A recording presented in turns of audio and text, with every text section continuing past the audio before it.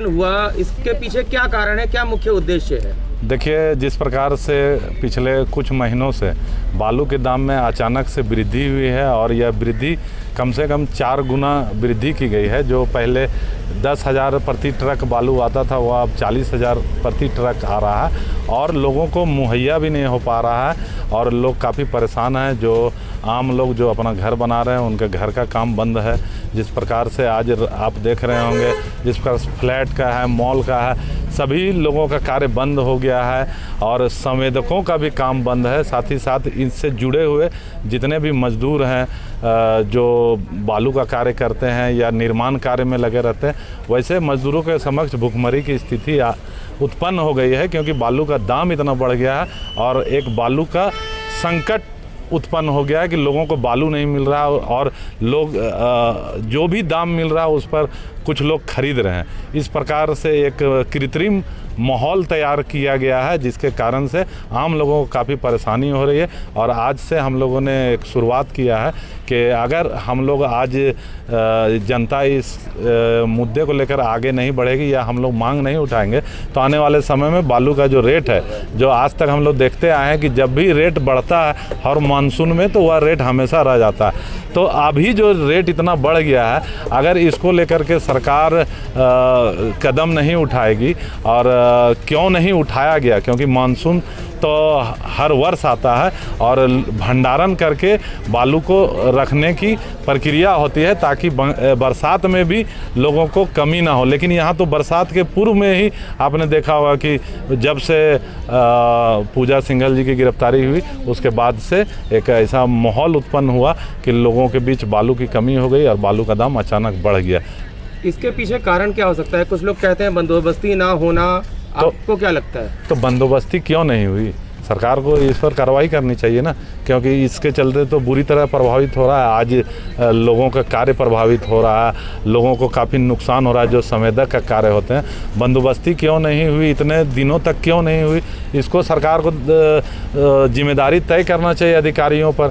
इसके बाद भी अगर जो पुराने सचिव थे पूजा सिंघल जी, उनकी गिरफ्तारी के बाद भी कई दिन हो गए हैं लेकिन अभी तक प्रक्रिया को पूरी नहीं की गई है। मानसून में बालू निकालने पर रोक है लेकिन कोई टेंडर निकालने पर तो रोक नहीं है।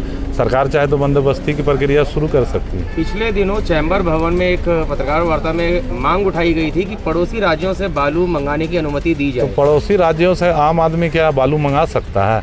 आम आदमी एक घर किसी प्रकार से बनाता है, आज इतने हज़ारों लोग घर बना रहे हैं, तो वो पड़ोसी राज्य से बालू मंगाने की जो मांग की थी चैम्बर का, यह उनका अपना राय हो सकता है। लेकिन निदेशक ने भी कहा था, खान निदेशक ने, कि हाँ वो मंगवा सकते हैं, जो बेहद ही दुर्भाग्यपूर्ण है कि जो राज्य खनिज संपदा से परिपूर्ण है, इस राज्य में प्राकृतिक रूप से यह इतना धनी राज्य है, उसके बावजूद भी 21 वर्ष हो गए झारखंड राज्य को बने हुए, लेकिन यहाँ के अधिकारियों की शिथिलता और भ्रष्टाचार के कारण आज राज्य की यह दुर्दशा हो गई। इतने दिनों से बालू की किल्लत चल रही है, सरकार की तरफ से कोई कदम उठाता हुआ नहीं दिख रही है सरकार जी, तो अगला कदम आप लोग का क्या होगा? देखिए, चूँकि इससे सभी लोग प्रभावित हैं, आने वाले समय में हम लोग सभी को एक मंच पर जमा करेंगे और यह कोई राजनीतिक मंच नहीं है। इसमें जैसे संवेदक संघ हुए, मजदूर संघ हुए, जो भी इससे प्रभावित हो रहे हैं, जिनके समक्ष भुखमरी की स्थिति उत्पन्न हो गई है, उन सबको हम लोग एक मंच पर लाकर सरकार से मांग करेंगे और आंदोलन करेंगे कि बरसात के बाद, कम से कम बरसात के बाद यह जो बालू का दाम है यह कम हो, और यह दाम तभी कम होगा जब बंदोबस्ती की प्रक्रिया होगी और लोगों को बालू सुलभ हो पाएगा।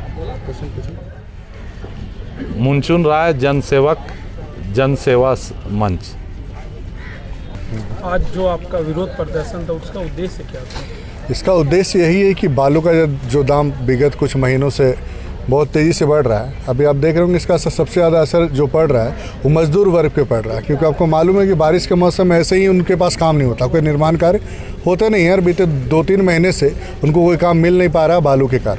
विकास परियोजनाएं भी रुकी हुई हैं। तो कुल मिलाकर बोल सकते हैं इसका प्रभाव सभी वर्ग पर पड़ा है, चाहे वो मजदूर वर्ग हो, संवेदक वर्ग हो, प्रत्येक वर्ग पे इसका प्रभाव पड़ रहा है। इस पर जल्द से जल्द सरकार को और जो विभाग हैं उनको निर्णय लेना चाहिए और इसके दाम पर लगाम लगानी चाहिए। तो नदी से बालू निकालना बंद है, फिर भी अभी के टाइम में बालू निकल रहा है नदी से, इस पर क्या बोलेंगे? इस पर यही कहना कि ये तो रेगुलर, आपको मालूम होगा, बालू हो चाहे कोयला हो, अवैध खनन रेगुलर जारी ही रहता है झारखंड में।